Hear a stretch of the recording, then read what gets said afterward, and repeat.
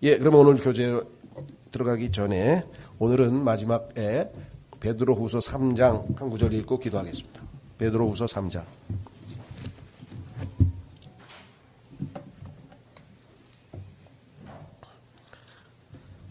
주님께서 주신 생명으로, 영원한 생명으로 우리가 주님을 알아가도록 하려 함이라고 요한복음 17장 3절을 세 번에 걸쳐서 우리가 본문 말씀으로 택해서 읽었죠. 그 생명이 은혜 가운데에서 예수 그리스도를 아는 지식 안에서, 예수님을 아는 것 안에서 꾸준히 자라가라. 이게 베드로후서의 마지막 우리에게 권면의 말씀인데 받들어 읽겠습니다. 베드로후서 3장 18절 말씀, 베드로후서 3장 18절 말씀. 오직 은혜 안에서 자라고 우리 주 곧 구원자 예수 그리스도를 아는 것에서 자라라. 그분께 영광이 이제와 영원토록 있기를 원하노라. 아멘. 기도하겠습니다.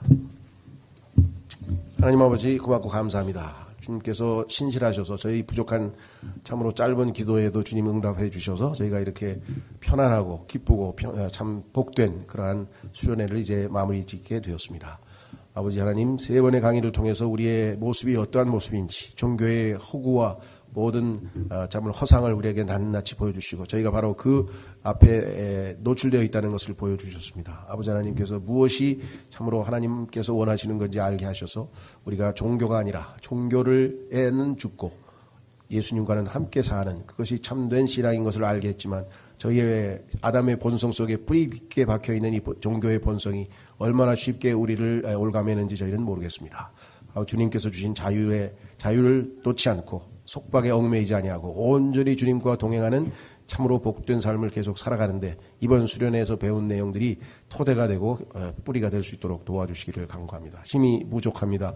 오늘도 주님께서 약속하신 대로 능하게 하시고 지혜와 명철을 더하시고 주님의 영으로 충만케 하셔서 이 하나님의 말씀의 사역을 온전히 성취하심으로 하나님께는 존귀와 영광과 기쁨을 드리고 우리 모두에게 큰 유익과 복이 되기를 다시 한번 간절히 간구드립니다.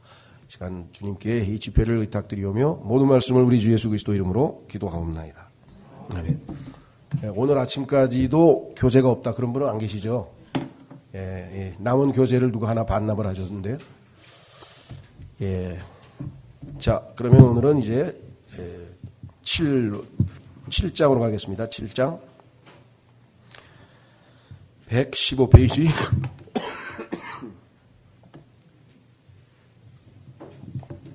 115페이지에 보시면 제목이 진정한 레디컬 삶을 살라. 그래서 밑에 보니 종교가 아니라 예수로 사는 레디컬한 삶.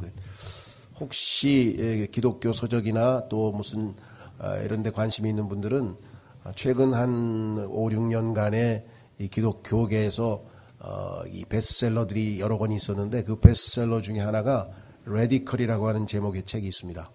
레디컬. 이게 뭐냐면 이제 과격한, 근본적인, 뿌리 깊은, 하여간 뜻은 여러 가지예요. 그래서 어떤 것이 그리스도인으로서의 가장 근본적인 그러한 삶인가. 그래서 레디컬이라는 제목의 책도 나와 있는데요. 자, 넘기시면 116페이지에 뿌리가 바뀌는 것이다. 이렇게 제목은 되어 있습니다. 레디컬해지려면 어떻게 해야죠? 니콜은 하나님을 위한 레디컬한 삶에 관한 베스트셀러, 제가 지금 말씀드렸네요. 베스트셀러를 읽고 내게 그렇게 물었다.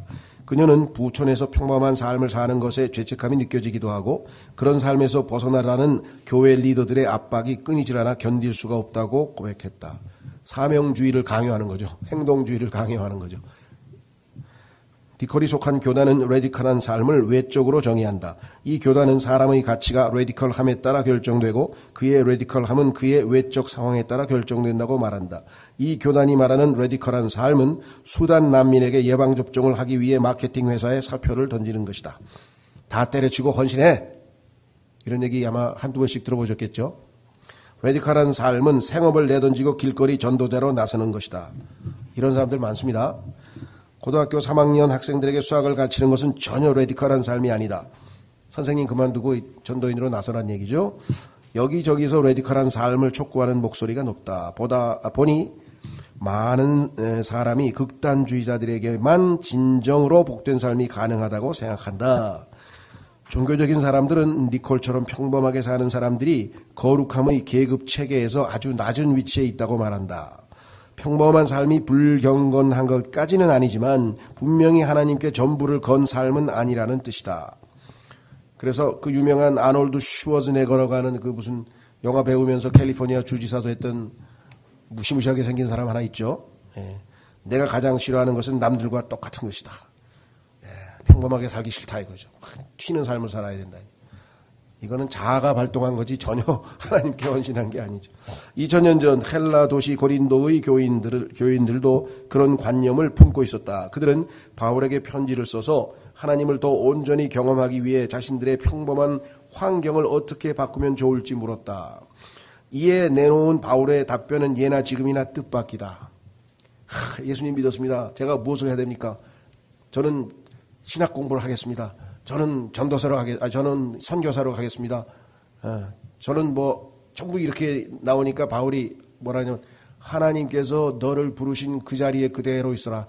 너 선생하다가 구원받았으면 계속 선생해. 농사 짓다가 구원받았으면 계속 농사해. 때가 되면 하나님께서 너를 선교사를 부를 수도 있고 아니면 계속 평생 농사 짓다가 주님을 만날 수도 있어. 그건 네가 결정하는 게 아니야. 정신 차리나. 이게 제가 재해석한 바울의 답변이에요. 바울은 복된 삶의 기준이 외적 환경에 있다는 개념을 철저히 거부했다. 그의 답변은 현재의 자리를 그대로 지키라는 것이었다. 그는 외적 환경을 바꾼다고 해서 하나님과의 관계가 바뀌는 것이 아니라고 설명했다. 외적 환경을 바꾼다고 해서 하나님을 더 온전히 경험할 수 있는 것이 아니다. 이거 한번 집에 가서 찾아서 읽어보면 그렇게 나와요. 네가 부르심을 받은 그곳에 그대로 머물러 있으라. 이 내용을 확인해 보시면 그렇죠. 예. 자기가 평소 때 하던 그것 그대로 더 열심히 더 겸손한 자세로 열심히 하되 하나님께서 때가 돼서 부르시는 분도 있어요. 사역으로 부르시는 분도 있고 아니면 전혀 그렇지 않은 분도 많습니다. 그래서 자기가 결정하는 게 아니에요. 갑자기 생각이 나는데 제가 이제 구원받고 나서 이제 그 외국어 대학에서 이제 강사를 하다 보니까 학생들에게 이제 복음을 전하고 또 이 성경 공부를 가르쳤거든요. 예. 그랬더니 그냥 구원받고 나서 한 3, 4개월 됐나? 형제님, 왜 그러니까?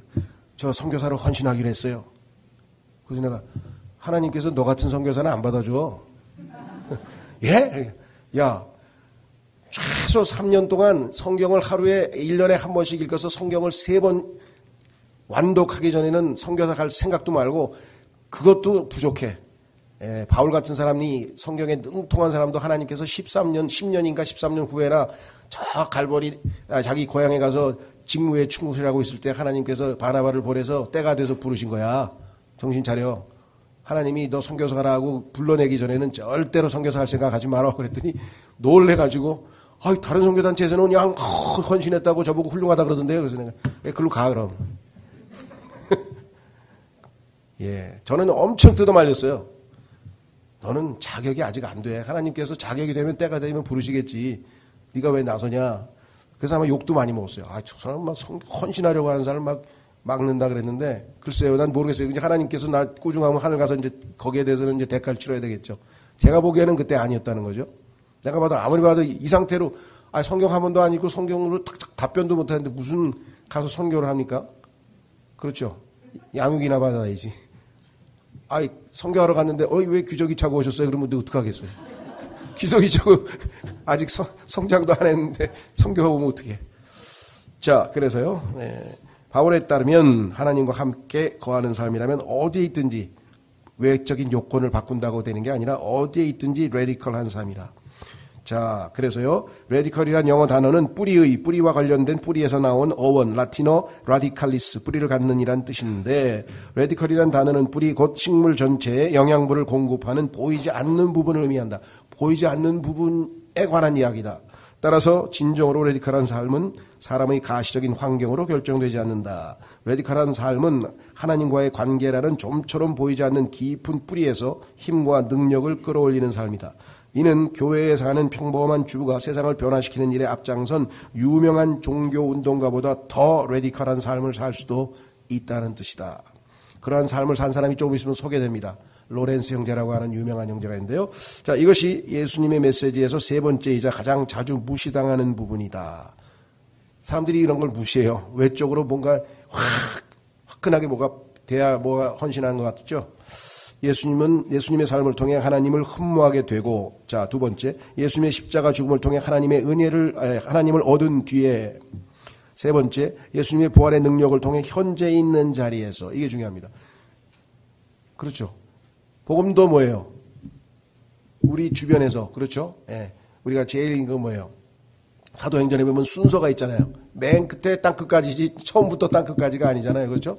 예. 예루살렘과 그 다음에 유다와 그 다음에 사마리아와 그 다음에 땅끝까지 가야 되는데 그 예루살렘이 뭐예요? 내 가족, 내 친구, 내 주변에 내가 지금 현재 알고 있는 사람에게도 복음 한 번도 안 전한 사람이 갑자기 세계 선교를 나간다 그러면 어떻게 되겠어요? 자, 그래서 현재 있는 자리에서 구원받으면 그 상태에서 자기가 하고 있는 그 직업 또는 위치, 뭐 주부면 주부, 뭐 직장이면 직장인, 그렇죠? 군인이면 군인, 있는 자리에서 그분과 함께 거하는 삶으로 초대를 받는다. 예수님은 무덤에서 일어나 악과 죽음의 권세를 무찌른 뒤에 그분의 백성 안에 거할 성령을 보내주셨다. 사도행전 2장. 성령은 우리를 인도하고 위로해 주시는 하나님의 임재다. 이제 하나님은 성전이나 높은 산 난민 캠프가 아닌 우리 안에 거하시기 때문에 우리의 환경을 바꾼다고 해서 그분을 더 경험하거나 덜 경험하게 되는 것이 전혀 아니다. 이것이 바울이 우리에게 현재 자리에 머물라고 권면한 이유다. 충분히 납득되시죠? 두 번째, 의사소통을 넘어서는 기도. 자, 요게 이제 우리가 보통 기도는 하나님과의 대화이다. 맞습니다. 그렇죠? 근데 그것 이상이다라는 얘기를 지금 하고 싶은 것 같아요. 자, 로렌스라고 하는 분이 있었어요. 이 사람은 16살에 예수님을 통해 하나님의 능력과 사랑을 보았다. 책에 따르면 이 사람이 지은 책이 하나님의 임재 연습이에요. 하나님의 임재 연습. 한 100페이지 정도 되고요. 거의 400년 넘도록 베스트셀러입니다. 400년 동안. 그래서 그리스도인들 중에는 아직 안 읽어보신 분은 꼭 휴거 되기 전에 꼭 읽어보세요. 예, 하나님의 임재 연습. 감사하게도 100페이지밖에 안 돼. 100페이지 차야. 하여간 얇어. 굉장히 얇어. 예. 그래서 아주 전 세계에 거의 주님을 추구하는 그리스도인들이 대부분 다 읽었기 때문에 동질감도 느낄 수 있고요. 참 좋은 책입니다. 저도 한 서너 번에 읽은 것 같아요, 지금. 기억이 잘 안 나요. 많이 사주고. 그래서 재수 중에는 없을 거예요. 지금 다 줘버려가지고. 나한테 오지 마세요. 책 사시면 될 것 같아요. 자, 책에 따르면 그는 너무도 깊은 감동을 받았고 그 감동이 그의 안에서 하나님을 향한 그의 크고 강한 사랑의 불을 일으켰다. 그래서 그 불은 너무도 거세게 타올라 평생 꺼지지 않았다. 몇 년 뒤 니콜라스 로렌스로 알려졌고 남은 생을 주방에서 일하며 보냈다. 셰프였어요, 셰프. 그런데 항상 요리하면서 성령 충만해. 생각해 보셨어요? 전도하면서 성령 충만할 수는 있어도 요리하면서 성령 충만해? 아유, 난 맛있게 먹는 생각에 난 성령 충만하지 않을 것 같은데. 맛있게 먹는 육신적인 생각밖에 안 들 것 같지만, 보세요. 보시다시피 딱히 세상이 레디컬하다고 평할 만한 삶은 아니다. 그렇죠. 요리사가 무슨 레디컬해요 이렇게 생각하겠죠. 하지만 400년이 지난 지금도 세상은 로렌스 형제를 하나님과 깊고도 즐거운 교제를 나눈 사람으로 기억한다. 바울처럼 그는 삶의 모든 것이 신성하다고 믿었다. 그런 태도로 그는 자신의 주방 안에서 깊은 기도의 삶을 연마했다. 그에게는 음식을 만드는 것이 예배당에서 예배하는 것과 조금도 다르지 않았다. 이게 진짜 신앙생활이에요. 그죠? 네. 어디에 있든지 그게 중요한 게 아니잖아요. 항상 주님이 계시잖아요. 그렇죠? 그런 환경을 바꿔야 하나님께 더 가까이 다가갈 수 있다는 생각은 엄청난 착각이라고 말했다. 로렌스 형제의 발언이 참 의미심장합니다. 사람들은 하나님의 사랑에 이룰 수 있는 수단과 방법을 고안한다. 그리고 그 사랑을 늘 기억하기 위한 규칙을 배우고 도구를 만들어낸다. 내겐 정말 고달픈 세상처럼 보인다. 요게 사명주의, 율법주의 훈련, 선교단체 훈련 많이 시키죠. 그런데 하지만 아주 간단할 수도 있다. 이 형제님은 비결을 배웠어요. 뭐냐? 그냥 일상에서 모든 일을 할 때마다 하나님을 사랑하는 마음으로 하는 것이다. 쉽지 않은가? 어렵습니까? 이렇게 평생을 살았더니 항상 성령 충만하게 살았어요. 바울이 현재 하나님과 있는 자리에 머물러 쉬지 말고 기도하라고 말할 때 바로 이런 삶을 염두에 두고 말한 것이다. 이런 삶이 불가능하거나 피곤해 보인다면 필시 그것은 기도를 하나님께 말하는 것이라 생각한 탓이다. 말을 해야만 기도라고 생각하니까 문제가 생기죠. 어떤 경우든 기도를 의사소통으로만 보는 것이다. 그런데 예수님은 기도를 그 이상, 의사소통 이상으로 보셨다. 예수님은 하나님과 대화할 때만이 아니라 치유하고 가르치고 섬기는 순간에도 아버지와의 연합을 경험하셨다. 꼭 말로 안 해도 주님과의 임재를 늘 느끼면서 주님과 교제하면서 일을 한다는 거죠. 아예 예수님은 아버지와 함께 거하는 것이라고 표현까지 하셨다. 내가 너희에게 이르는 말은 스스로 하는 것이 아니라 아버지께서 내 안에 계셔서 그의 일을 하시는 것이라. 내가 아버지 안에 거하고 아버지께서 내 안에 계심을 믿으라. 요한복음 14장 10절 11절. 예수님은 아버지와 의사소통만 하신 것이 아니라 그분과 끊임없이 교제하며 일생을 사셨다. 이것이 로렌스 형제가 솥단지와 프라이팬 더미 속에서 열심히 일하면서 실천했던 기도의 삶이다. 로렌스 형제는 이렇게 하나님과 끊임없이 교제하는 삶이 너무 달콤하고 즐거워서 오직 그것을 실천하고 연습하는 사람만 이해할 수 있다고 말했다. 그래서 아브라함 헤셀이라고 하는 분이 기도의 핵심은 기도가 아니다. 기도의 핵심은 하나님이다. 인도 콜카타에서 가난한 사람들을 돌보았던 겸손한 수녀 마더 테레사도 그런 사람 중 한 명이었다. 자, 여기서 좀 조심해야 될 것은요. 아마 마더 테레사에 대해서 이 근본주의자들이라든가 그다음에 독립침례교회의 이런 분들이 목회자들이나 이런 분들이 이제 부정적인 평가를 한 것도 좀 있습니다. 1차적으로 이분이 이제 가톨릭 신자이다 보니까 그 문제에서부터 시작해서 여러 가지 이제 문제될 만한 발언들 뭐 이런 것들이 더 있어요. 그러니까 그런 것을 생각하고 계신 분들은 일단 그건 내려놓고 이분의 예를 들면은 세상 사람들이 아담의 본성대로 살아서 우리가 볼 때는 근본적으로 죄인이지만 내가 볼 때도 정말 존경할 만한 훌륭한 삶을 사는 사람도 있지 않아요. 그렇죠? 근데 그건 우리가 인정해 줘야 된다는 겁니다. 그래서 여기에 보면은 뒤에 마틴 루터 킹이라든가 예를 든 사람들 중에는 우리가 볼 때 전반적으로 봤을 때 좀 부정적인 요소가 있는 분들도 있어요. 그거는 제껴놓고 이분들이 한 몇 가지 그 중요한 것들이 이번 포인트에는 맞아떨어진다. 그걸 우리가 살펴보면 될 것 같아요. 1980년대 CBS 뉴스 앵커 댄 레더는 그녀를 인터뷰하면서 이렇게 물었다. 기도할 때 하나님께 뭐라고 하시나요? 그러자 아무도 예상치 못한 대답이 돌아왔다. 아무 말도 하지 않고 그냥 듣습니다. 댄 레더는 재빨리 질문의 방향을 바꾸었다. 그러면 하나님은 뭐라고 말씀하시나요? 하나님도 아무런 말씀 없이 듣기만 하십니다. 멍한 표정을 짓는 레더에게 마더 테레사는 이렇게 덧붙였다. 이해하지 못하시는 듯한데 그래도 설명해 드릴 길이 없네요. 이건 경험을 해봐야 아는 겁니다. 이 말이죠. 그렇죠? 쉬지 않고 기도하면 지금 있는 자리에서 하나님과의 교제에 깊이 뿌리를 내리면 당신의 평범한 삶이 어떻게 달라질지 상상해보라. 환경이 바뀌지는 않을지 모르지만 하나님의 임재와 사랑을 전에 없이 분명하게 느끼게 되어 환경을 바라보는 눈이 달라질 것이다. 자, 그래서 사람들이 레디컬하다 그러면 과격하다 그러니까 그냥 뭐 직업 던지고 재산 던지고 아니면 뭐 가족도 뿌리고 뭐 어머니 아버지보다 예수님을 먼저 사랑하라고 했다 막 이런 걸 문맥과 상관없이 그냥 자기가 그냥 해석해가지고 이걸 자의적인 해석이라 그래요. 근데 그렇게 해석을 하면 안 된다고 베드로후서에 경고하고 있어요. 전체 문맥을 봐서 그러면 예수님이 아버지와 어머니를 다 미워하라는 뜻입니까? 성경에서 미워한다는 뜻은 그게 아니라 예수님 사랑이 먼저고 그렇죠? 예수님보다 부모를 먼저 사랑하게 되면 안 된다는 문맥이지 막 증오하고 미워하라는 뜻이 아니에요. 근데 그런 사람들도 있어요.